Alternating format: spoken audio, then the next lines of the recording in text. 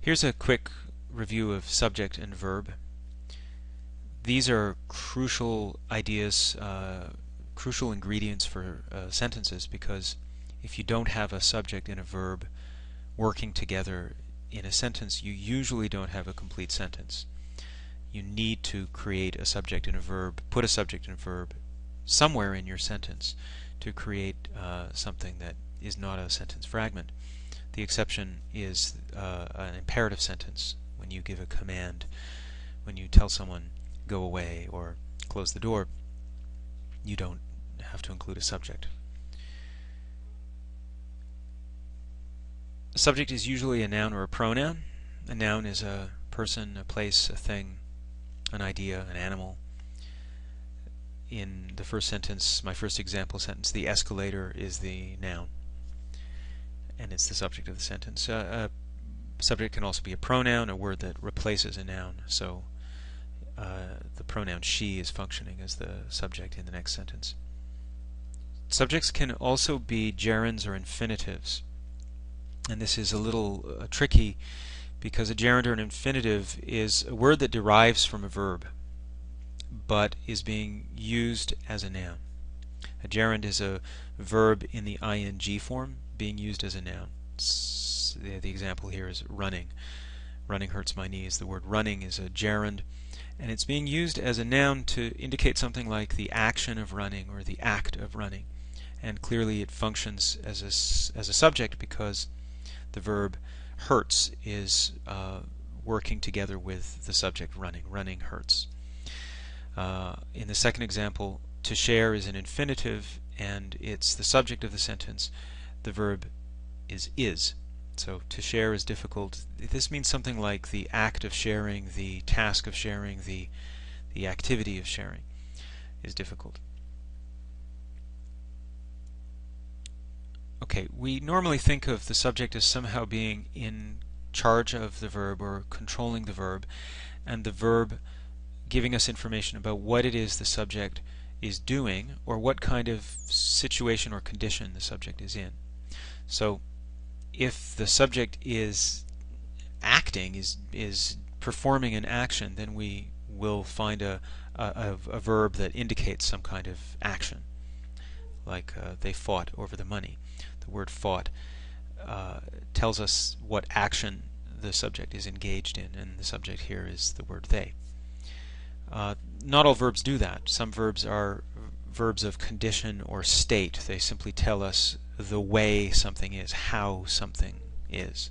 So when I say he seems friendly, or the baby is becoming restless, or you look exhausted, or it tastes good, in all of these sentences I'm using verbs that describe how something is rather than what something is doing, but they're still verbs.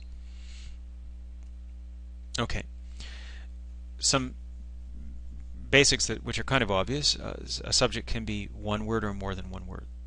So I like sushi. I is a one-word subject. The noisy little boy is several words that are working together to be a subject. Verb can be one word, like waited, or several words, like have been waiting. This usually depends on the verb tense. So have been waiting is a verb tense that requires several words put together.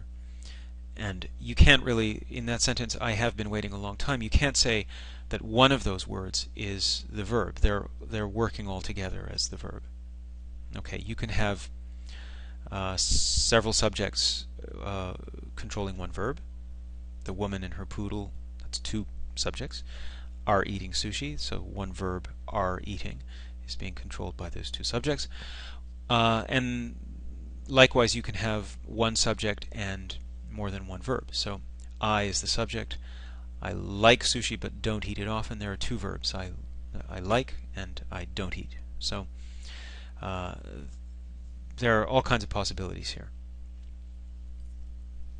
Okay, stop the video at this point and have a look at these sentences, find the subjects and the verbs, and after I give you a moment to do that, I will tell you where I see the subjects and the verbs in these sentences. So go ahead and pause the video. Alright, I'm assuming you've had a look at these things. The mosquitoes, subject. Came, verb. 3 travelers, subject. Had perished, verb. The babysitter, subject. Has been reading, verb. Shanks, subject. Several verbs are going to come up here. Fired, gave, took. So a series of verbs controlled by one subject. Our wedding ceremony is one subject. The outdoor reception is another subject.